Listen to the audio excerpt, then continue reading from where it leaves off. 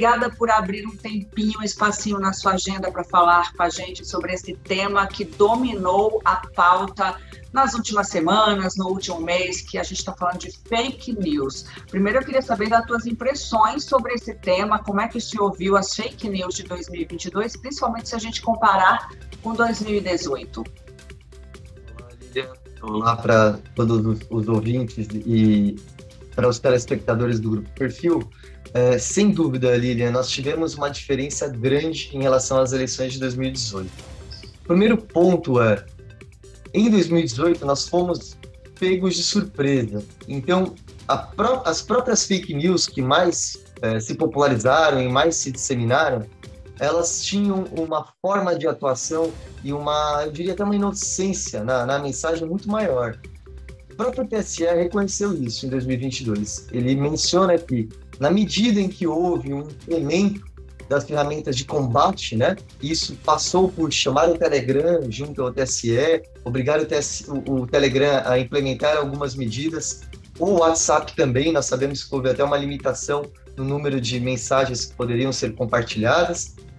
Isso fez também uma reação de quem produz a fake news. Quem produz a fake news foi obrigado a sofisticá-las. E o ministro Alexandre de Moraes chamou até isso, durante um dos julgamentos do TSE, de fake news de segunda geração, né? Então elas teriam um grau de sofisticação maior, justamente para que elas não fossem desvendadas com tanta facilidade. Então, sim, em 2018 nós tivemos, né, o kit gay, a mamadeira não preciso dizer do que, etc., né? Em 2022 ainda tivemos, claro, fake news muito infantis, pueris, mas já tivemos um grau de sofisticação maior, né? Então ia desde, olha, parece que podem tributar as igrejas, olha, parece que podem inibir o funcionamento de alguns grupos religiosos, de alguns credos, até outras fake news, né?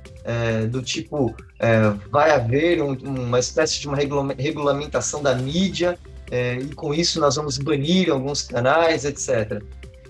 Então, essas fake news, elas são mentiras, claro, são desinformação, mas essa segunda geração, ela parte de alguns fatos que, na verdade, eles foram distorcidos. Isso deu muito trabalho para o TSE, porque o TSE, em alguns momentos, eu acho que o maior exemplo é o do caso, por exemplo, quando o presidente Bolsonaro teria dito que gostaria de participar do ritual de canibalismo, né? O que ele falou era verdade, mas a peça publicitária, por exemplo, que o Partido dos Trabalhadores criou, ela fazia com que você concluísse além daquilo que o presidente Bolsonaro teria dito, né? Eu acho interessante usar esse exemplo do PT, porque os ataques ao Tribunal Superior Eleitoral, na maior parte foram feitos pelos bolsonaristas, né? Agora, eles deixam de lado o fato de que a Frente Ampla também foi muito condenada no TSE. Muitas peças publicitárias foram banidas e foram suspensas e não puderam ser apresentadas. A resposta foi muito rápida, não é, professor? Se a gente puder colocar uma diferença para 2018, enquanto éramos juvenis, agora já passamos, digamos assim, no teste, né? Alguma coisa que era distante. Em 2014, Aécio, eu vou contestar o resultado das urnas. 2016, a gente observou a participação dos russos em Donald Trump e Hillary Clinton. Aqui no Brasil, 2018, tivemos uma prova de fogo que a gente não sabia muito bem como lidar. E agora as pessoas chegavam para mim com algumas notícias de conteúdo duvidoso. A gente é jornalista, é como se fosse uma enciclopédia, ou se tivesse a obrigação de saber ou de ajudar aquela pessoa a saber se é ou não verdadeira. E no momento em que eu digitava, a checagem já estava feita. Um exemplo que eu tenho é de um suposto comitê do PT que as urnas estariam saindo desse local. Então, quando a gente foi verificar, eu com a pessoa que me mostrou a notícia, juntos nós vimos que aquele era um espaço alugado e que já fazia alguns anos, enfim. E se aquilo fosse do PT, Bolsonaro não teria vencido as últimas eleições, por exemplo, em 2018. Então, aumentou a responsabilidade dos jornalistas, dos veículos de comunicação, e eu vou estender um pouquinho até para os produtores e criadores de conteúdo, por sua vez, agora na internet. Com certeza, Liliane, com certeza. Agora é fácil, né, nós apontarmos uma ou outra característica como fundamental para esse combate às fake news, que na minha visão ainda há muito por ser feito, mas na verdade foi todo um entendimento e um amadurecimento que a sociedade teve sobre como funcionam as fake news e por que o ambiente de rede, porque as fake news sempre existiram, mas por que o ambiente de rede ele é tão propício para a viralização. Isso passa desde os depoimentos que nós tivemos vários, né, de técnicos e criadores de algoritmos do Facebook em CPIs nos Estados Unidos, demonstrando como a rede ela é feita para viralizar conteúdo ruim, conteúdo de desinformação, e como as pessoas que o fazem são monetizadas, né? E isso é um absurdo, porque isso torna ainda mais difícil, mais tóxico esse ambiente que nós temos que navegar de tanta desinformação. Então, nós tivemos iniciativas como o Sleep Giants, que surge nos Estados Unidos e se espalha. Isso já foi desmonetizando. Estamos aqui nesse projeto, desculpa te interromper, o Sleep Giants faz um trabalho gigantesco, né, no mundo inteiro. E aqui no Brasil, a gente entrevistou o fundador do Sleep Giants, falando até do tipo de ataque que ele sofria depois que foi descoberta a identidade de quem desmonetiza site com tanta desinformação. Brilhante trabalho, só esse adendo, professor. Brilhante trabalho, um trabalho de para-choque, né? Porque eles acabam trombando com grupos poderosíssimos e eles acabaram demonstrando como veículos da mídia que hospedavam informação ou articulistas, pessoas que de alguma forma produziam conteúdo desse tipo, acabavam também alimentando esses veículos da mídia, e os veículos da mídia passaram a se comprometer, salvo um ou outro, né, a não divulgar esse conteúdo, a banir esse conteúdo. Então passou por isso, passou pelo conhecimento que você muito bem colocou dos russos, a influência deles na eleição da Hillary e do Trump, passou pelo Brexit, nós sabemos que o Brexit foi super influenciado por trolls também, que criaram, e passou por todo o entendimento da rede. Hoje você tem vários autores que pesquisam isso. No Brasil você tem a Santaella, você tem o Eugênio Butti, o André Abruzoni. Fora do Brasil você tem o Paulo Pena, o próprio Alain de Botton já publicou. Então, assim, nós passamos por um entendimento maior. E dentro desse entendimento maior, nós sabemos, e o TSE reconheceu isso já no segundo turno, não dá nesse ambiente de rede de tanta aceleração e compressão da informação, Lilian, para esperar demais. Por isso o TSE foi obrigado a criar resoluções dizendo, né, que os sites e produtores de conteúdo teriam que tirar aquela desinformação em até 1 ou 2 horas, dependendo da situação. Porque você imagine uma desinformação que eu despejo na rede na sexta-feira, na véspera do segundo turno. Se levar 24 horas, né, para que ela seja removida, o estrago está feito. As eleições seriam viciadas e a nossa democracia seria viciada. Eu vejo, claro, algumas coisas que são um dilema de como lidar, por exemplo, dentro da seara jurídica. Eu pude conversar com muitos colegas que são, por exemplo, de uma área constitucional, que militam no direito constitucional, e conversar com colegas que militam na área do direito eleitoral. Você percebe que existem princípios conflitantes e ambos estão preocupados, né? No campo do direito constitucional, claro que ninguém gosta de uma decisão judicial que determina que um órgão de imprensa se cale em relação a utilizar um adjetivo ou algo do gênero. Por outro lado, quem se preocupa com os princípios do direito eleitoral sabe que as eleições, Lilian, são um momento muito crônico, agudo e único da democracia e num período curtíssimo. Então, às vezes, talvez seja necessário relativizar alguns princípios dos outros ramos do direito para você salvaguardar a democracia de um modo geral, né? Eu, particularmente, entendo que não aconteceu censura, né, em relação a alguns dos veículos. Eu acho que o que houve foi um disciplinamento do TSE em relação a esses veículos, no sentido de que eles não utilizassem adjetivos que não correspondem a um estado jurídico, né? Aqui a gente pode entrar na discussão se é condenado, não é condenado, se é inocente. A imprensa, como alguém que tem uma concessão, claro que ela tem liberdade de opinião e deve utilizar essa opinião, contanto que ela não falseie fatos objetivos, né? Então você pode opinar sobre candidato X ou Y, Agora, você não pode atribuir a ele uma qualidade que, eventualmente, a justiça não reconhece que ele tenha. Eu trago para a vida, né, professor? Se eu não posso chamar alguém de ladrão na rua, na vida, no tete-a-tete, sem ter provas, porque essa pessoa pode me processar, eu acho que no veículo de comunicação a responsabilidade aumenta diante dessa ofensa ou dessa calúnia, né? Essa é a impressão que eu tenho. Com certeza, com certeza. Especialmente porque, Lilian, quando você vive em sociedade, as palavras elas têm um significado para além do significado mundano, né, das conversas do dia a dia. As palavras elas têm um peso epistemológico, filosófico, social, político e jurídico. Então, você acaba praticando desinformação se você falar que alguém praticou uma conduta que não praticou. E aí você utiliza um adjetivo que simboliza aquilo. Então, realmente estavam praticando desinformação e, de uma certa maneira, a meu ver, estavam subvertendo a concessão que eles têm com uma finalidade pública, né, utilizando como se fosse um braço do governo, né, apoiando um determinado candidato. Nós sabemos que todos os veículos têm o seu viés e é natural, faz parte de nós, das organizações humanas, né, das nossas organizações sociais, gregárias, mas esse viés não pode se transformar numa desinformação, numa máquina de produzir mentiras.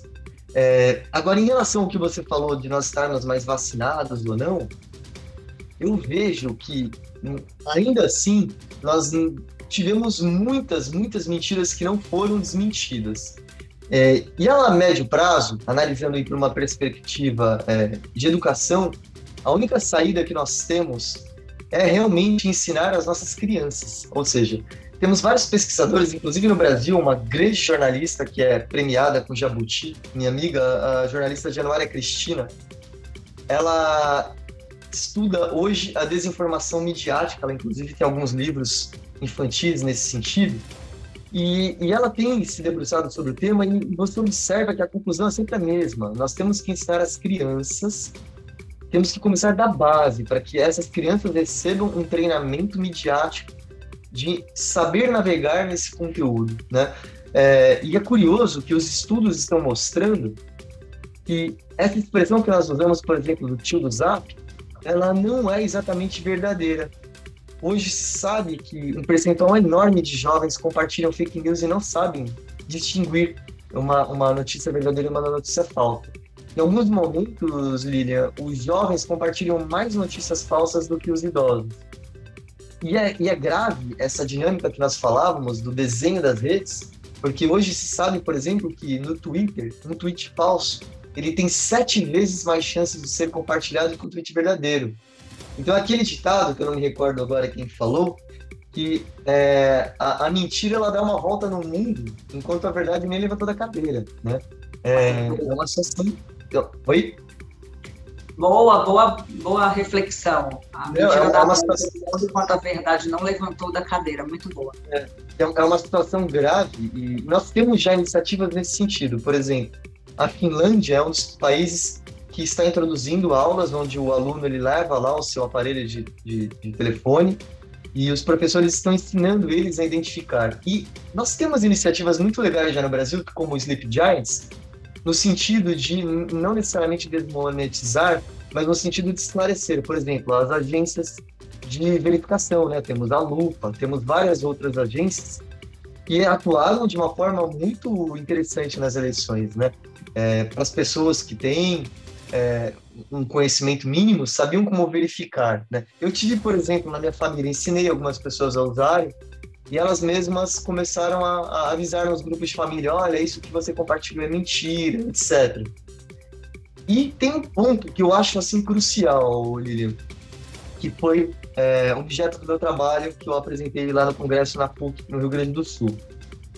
Essa enrascada que nós nos metemos como sociedade, essa enrascada ela está profundamente ligada a um desacoplamento que nós temos atualmente entre público, grande público e jornalismo. Houve uma ruptura. As pessoas e esses políticos populistas se aproveitam disso, de jogar o público contra a mídia, né? As pessoas não estão se informando pelos grandes veículos. E aqui, não estou passando pano, dizendo que os grandes veículos também não promovem desinformação ou já não entregaram fake news. Mas o jornalismo sério, o jornalismo de verdade, ele tem um compromisso com a notícia. Esse compromisso, se ele não garantir minimamente, ele vai perder público, ele vai morrer de fome. O jornalista profissional, ele, de certa forma, por mais que ele tenha viés, por pior que tenham sido as fake news, nós podemos citar a Direta Já, né, aquela cobertura horrorosa, a edição do debate do Collor e do Lula, ainda assim, o grau de desinformação é menor do que o do ambiente das redes. E essas pessoas que caem nas fake news, os estudos demonstram isso claramente, elas não se informam pela mídia tradicional, Lilian, elas se informam pelas correntes de WhatsApp, Telegram, etc. O Pedro Doria, do Meio, ele também tem abordado muito bem isso. Ele fala, olha, não tem saída, o único jeito é fazer com que o jornalismo atinja lá nos grotões, no subterrâneo da rede. Não tem jeito. Se o jornalismo profissional não for robustecido, fortalecido e não atingir, nós estamos perdidos.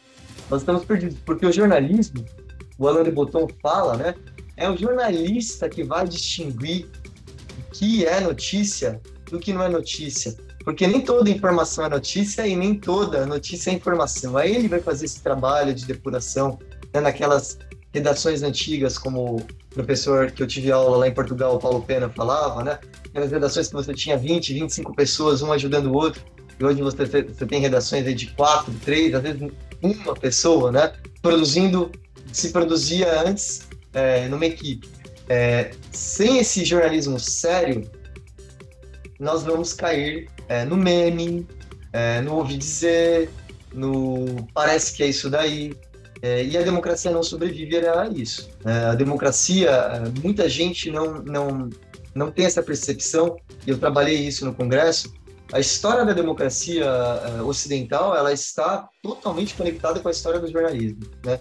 Os princípios do jornalismo aí nascem com contundência durante a Revolução Francesa, 1789, ali surge o direito à informação, o direito ao conhecimento, e desde então a imprensa vem se aprimorando em princípios, em tecnologia, etc. Só que se nós temos um ambiente em que nós não separamos o que é notícia, o que é informação do que é saber, né? Porque uma informação pode produzir saber, pode produzir conhecimento ou não. Se ela não produzir conhecimento, nem produzir saber, e ela existir em abundância, nós vamos ter um ambiente da desinformação, né? Eu até mencionava, nesse congresso que nós conversávamos sobre a PUC, que nós vivemos durante um período muito grande de uma sociedade que eu chamo de sociedade do não sei. Ninguém sabia nada. Até que o método científico foi criado e as pessoas passaram a saber, desde a criação da prensa tipográfica, né? Pelo Gutenberg, e aí o desenvolvimento da imprensa escrita, as pessoas passaram a se guiar para uma sociedade do eu sei. O saber é importante. O saber ele está se tornando desimportante agora. Por quê? Agora não importa tanto você saber algo de uma forma objetiva e de uma forma impermeável à mentira. O conhecimento ele começou a ganhar uma característica de identidade. O que importa é a sociedade do eu sou. Eu acredito na cloroquina porque eu gosto do presidente. Eu acho que a vacina é experimental porque eu gosto do presidente, né? Esse é um saber que ele é baseado em identidade, ele não é baseado em evidências científicas, né? E o jornalismo tem um papel fundamental, que nós falávamos da falsa simetria, em mostrar o seguinte, olha, toda informação, todo assunto pode ter mais de um ponto de vista, e devemos dar espaço aos dois pontos de vista, ou 3 ou 4, mas nós não podemos incorrer na falsa simetria, que é tratar os desiguais de forma igual. Eu não posso chamar para um debate, né, como nós temos aí veículos que eu não vou citar de comunicação que fazem lá os grandes debates, e tratar com falsa simetria alguém, Lilian, que é um especialista que produz conhecimento na academia, e um charlatão. Você vai enganar o público, você vai colocar em pé de igualdade informações que são iguais, que não têm a mesma validade, não têm a mesma riqueza. Né? A desculpa é dar o ponto de vista a todos os lados, mas quando esse lado deslegitima a verdade, fica complicado dar voz a esse lado que vem, como você bem disse, com charlatanismo. Exatamente, Lilian. E aí vem o papel do jornalismo, da imprensa, de que não é tomar o lado de um dos postulantes ou de um dos debatedores, é tomar o lado da verdade. Nesse sentido, inclusive, foi muito discutido no ambiente acadêmico a função dos debates presidenciais em relação às fake news, porque vários candidatos disparavam fake news ali para milhões de pessoas na televisão aberta e aquilo não é desmentido. E depois, hoje com a lógica das redes sociais, aquilo vira meme, vira corte e aquilo é disseminado, né? Não, a imprensa ela tem que ter um lado, o lado da verdade, o lado da democracia, o lado da ciência. Esse é o lado da imprensa.